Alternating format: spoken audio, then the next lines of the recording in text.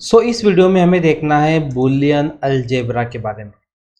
Boolean algebra is nothing but Boolean algebra is an algebra that deals with variables and logic gates।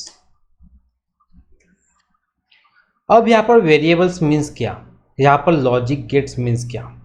Variable means nothing like capital A, capital B, small X, small Y, something like this. For example जब हम programming की बात करते हैं तो programming के अंदर क्या होता है कि एक वेरिएबल किसी वैल्यू को स्टोर करने का काम करता है। ठीक उसी तरीके से बूलियन अलजेब्रा के अंदर भी वेरिएबल्स होते हैं जो किसी ना किसी वैल्यू को स्टोर करने का काम करते हैं। अब यदि हम लॉजिक गेट की बात करें तो कुछ बेसिक लॉजिक गेट्स जैसे कि and logic gate, or logic gate, not logic gate का यहाँ पर यूज़ किया जाता है। यानी बूलियन अलजेब्रा वेरिएबल्स और लॉजिक गेट से मिलकर बना होता है। जब आप बूलियन अलजेब्रा की बात हो रही है तो एक वर्ड वहाँ पर और आता है, that is Boolean algebraic functions. एक एग्जाम्पल मैं यहाँ पे लेके चलता हूँ बूलियन अलजेब्रिक फंक्शन का, तो हमको ज़्यादा क्लियर हो जाएगा। For example F equal to X plus Y complement Z. अब यदि हम लोग यहाँ पर देखें तो इस फंक्शन के अंदर हमें क्या दिखाई दे रहा है। सबसे पहले ये फंक्शन मिलके बना है वेरिएबल से, एफ है, एक्स है, वाई है, जेड है, these are what, these are variables. अब कुछ सिंबल्स भी हमको यहाँ पर दिखाई दे रहे हैं, जैसे इक्वल एक सिंबल है, प्लस यहाँ पर एक सिंबल है। इसी के साथ यहाँ पर पेरेंथेसिस का यूज भी हो सकता है। For example F equal to X plus, okay, something like this. तो पूरा मीनिंग यहाँ पर चेंज हो जाएगा फंक्शन का। तो यहाँ पर पेरेंथेसिस का यूज भी हो सकता है। इसके अलावा यहाँ पर लॉजिक गेट्स का भी यूज होता है। किस तरीके से, हम उसको इसी एग्जाम्पल की मदद से समझेंगे। अभी हमने क्या देखा कि दिस इज अ फंक्शन। अगर ये फंक्शन है इसका मतलब ये कोई ना कोई वैल्यू हमको देगा। मीन्स यहाँ पर हम बोल सकते हैं कि ये कुछ ना कुछ आउटपुट हमको देगा। लेकिन यहाँ पर एक चीज़ गौर करने वाली है कि जो बूलियन अलजेब्रिक फंक्शन होते हैं वो या तो आउटपुट के अंदर 0 देते हैं या फिर 1 देते हैं।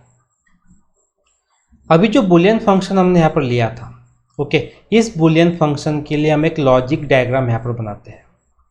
ओके, हमें क्या करना है कि यहाँ पर लॉजिक डायग्राम बनाना है। तो लॉजिक डायग्राम बनाने के लिए हम लोग यहाँ पर यूज़ करेंगे लॉजिक गेट्स का। अब यदि मैं इस फंक्शन के अंदर देखो F equal to X plus Y का कॉम्प्लीमेंट जेड, तो इस फंक्शन के अंदर क्या हो रहा है कि जो वाई का कॉम्प्लीमेंट हमारे पास में है इसके लिए हमें यूज़ करना पड़ेगा नॉट गेट का। और नॉट गेट का सिंबल कुछ इस तरीके से होता है। और जो प्लस हमको यहाँ पर दिखाई दे रहा है, प्लस के लिए हमें यूज़ करना पड़ेगा और गेट का। और गेट का सिंबल कुछ इस तरीके से होता है।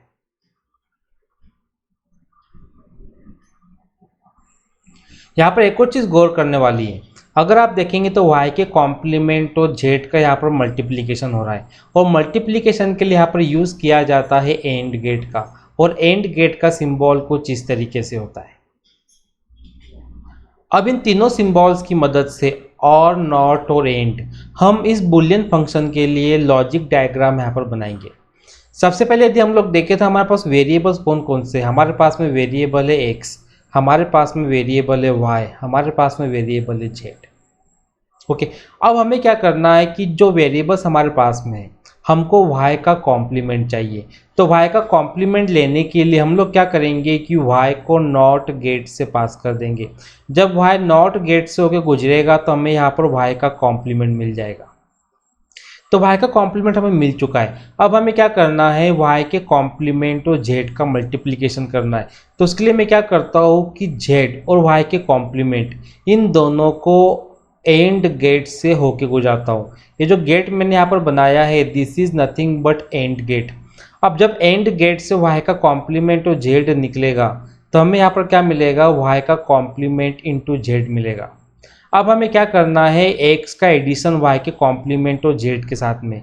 तो हम लोग क्या करेंगे, यहाँ पर एक और गेट का यूज़ करेंगे।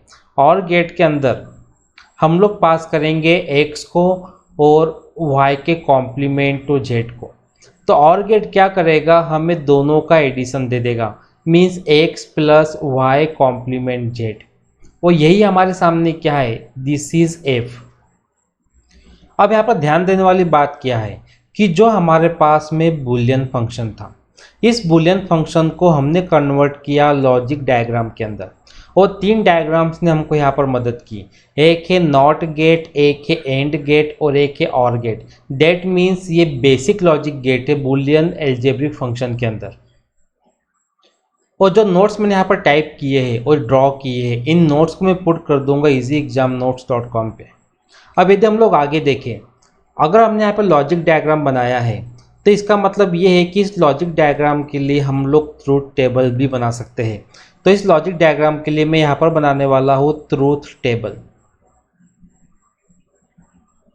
तो ट्रूथ टेबल बनाने के लिए सबसे पहले हम लोग यहाँ पर एक टेबल ले लेते हैं। उस टेबल में कितने कॉलम आएंगे, एक कॉलम आएगा x के लिए, एक कॉलम आएगा y के लिए, एक कॉलम आएगा z के लिए और एक कॉलम आएगा आउटपुट एप के लिए। मीन्स 4 कॉलम्स आने वाले हैं। तो यहाँ पर हमने ले लिए कॉलम x, y और z, और आउटपुट के लिए हमने यहाँ पर ले लिया f।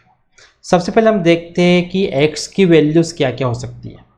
तो हमने पता है कि ये बाइनरी ऑपरेशन है। ओके, मीन्स यहाँ पर बुलियन एल्जेब्रा है, या तो वो 0 वैल्यू होगी या फिर वो 1 वैल्यू होगी। इसी तरीके से y की भी 0 या फिर 1, z की भी 0 या फिर 1 और एप की वैल्यू भी 0 या फिर 1 होगी। इसके अलावा कोई और वैल्यू यहाँ पर नहीं होगी। अब क्वेश्चन ये उठता है कि आखिर मैंने यहाँ पर 8 रो क्यों बनाई है। अगर आप देखेंगे तो मेन टोटल 8 रो यहाँ पर बनाई है। मुझे कैसे मालूम पड़ा कि यहाँ पर 8 रो लगने वाली है। तो हमारे पास इनपुट कितने हैं, हमारे पास टोटल 3 इनपुट है। तो हमें क्या करना है, 2 की पावर इनपुट यहाँ पर पुट करना है। मीन्स 2 की पावर 3 हमें कितना मिलेगा यहाँ पर 8। डेट मीन्स टोटल यहाँ पर 8 कॉलम 8 रो बनने वाली है।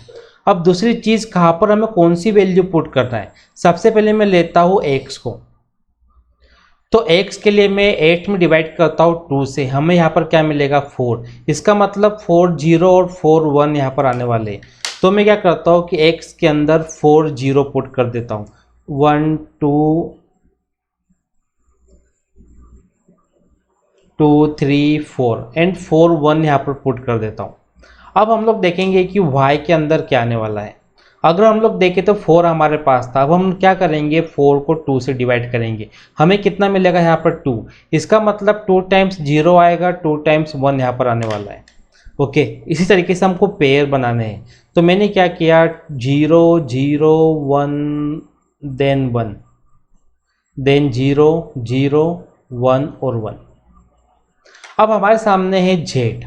ओके, अब यदि मैं देखूँ तो हमारे पास क्या रिमेनिंग था 2। अगर मैं 2 को 2 से डिवाइड करूँ तो हमें कितना मिलेगा 1।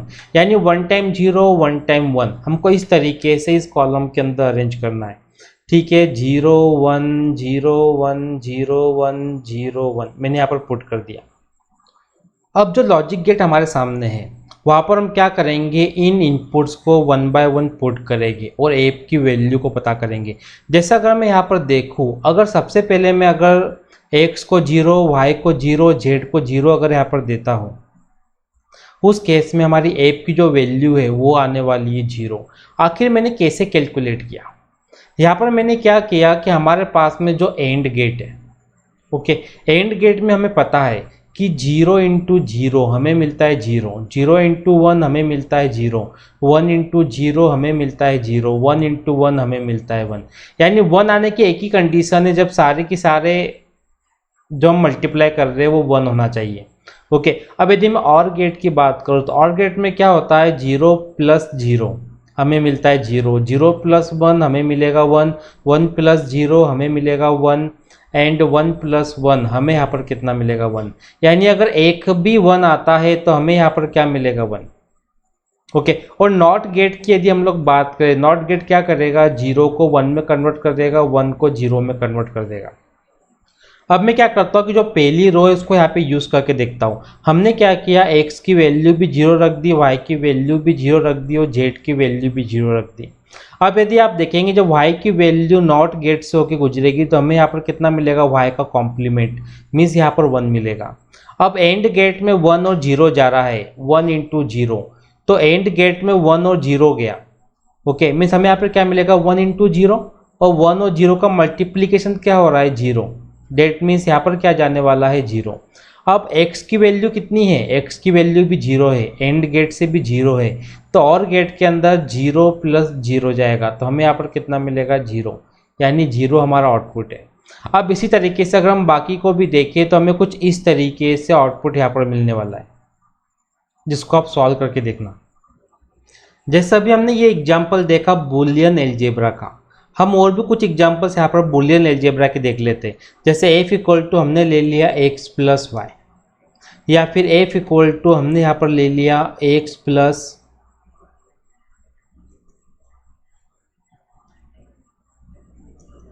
वाई इंटू जेड, या फिर हमने यहाँ पर ले लिया F equal to X complement plus Z.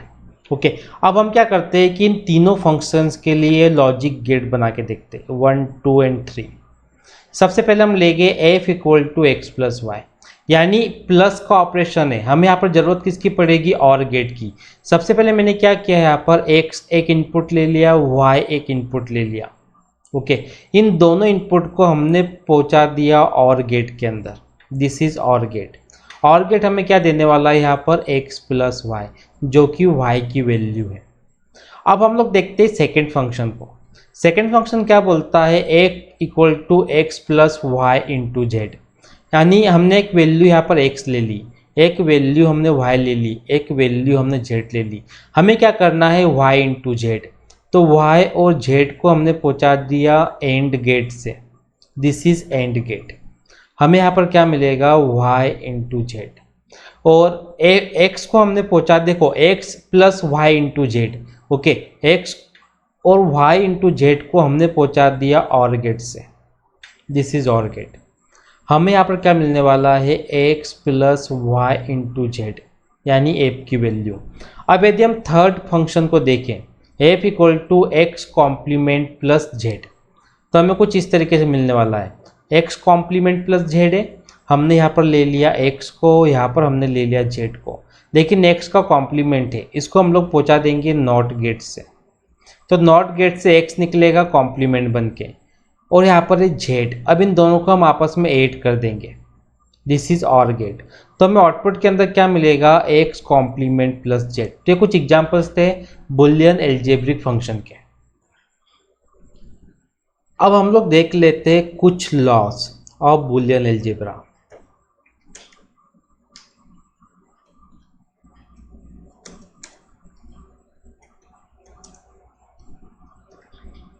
सबसे पहले यदि हम लोग देखें तो यहाँ पर आता है कम्यूटेटिव लॉ।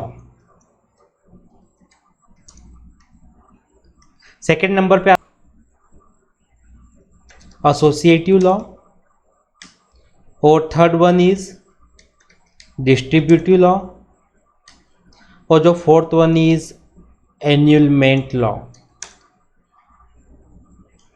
देन आता है identity law, next one is idempotent law, next one is complement law, and next is double negation law. Then आता है एब्जॉर्प्शन लॉ। एक और लॉ होता है, वो होता है डी मॉर्गन्स लॉ।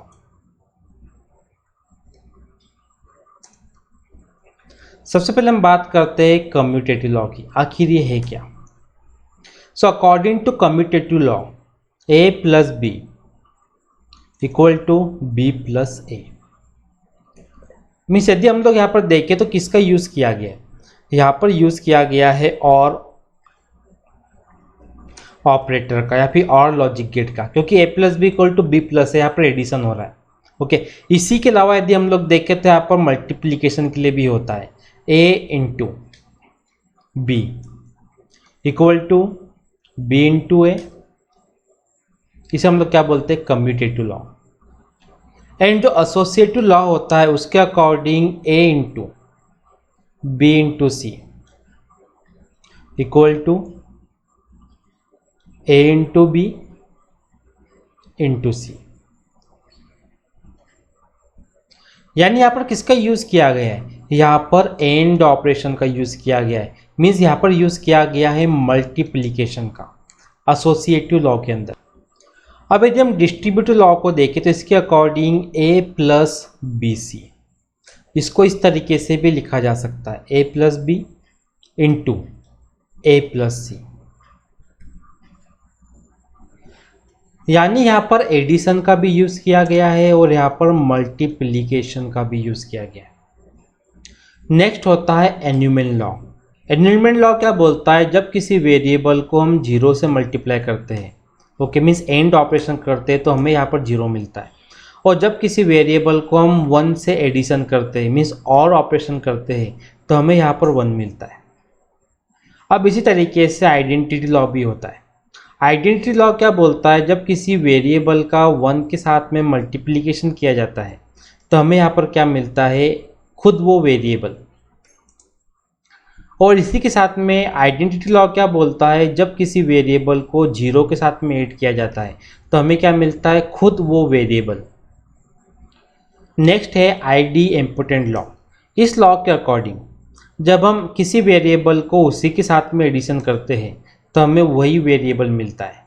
और जब हम किसी वेरिएबल को खुद के साथ में मल्टीप्लिकेशन करते हैं तो हमें वही वेरिएबल मिलता है। नेक्स्ट आता है complement law. According to complement law, जब किसी वेरिएबल को उसके कॉम्प्लीमेंट के साथ में एडिशन मीन्स और ऑपरेशन किया जाता है तो यहाँ पर 1 मिलता है। और जब किसी वेरिएबल को उसके कॉम्प्लीमेंट के साथ में मल्टीप्लिकेशन किया जाता है तो यहाँ पर 0 मिलता है। नेक्स्ट होता है डबल निगेशन लॉ।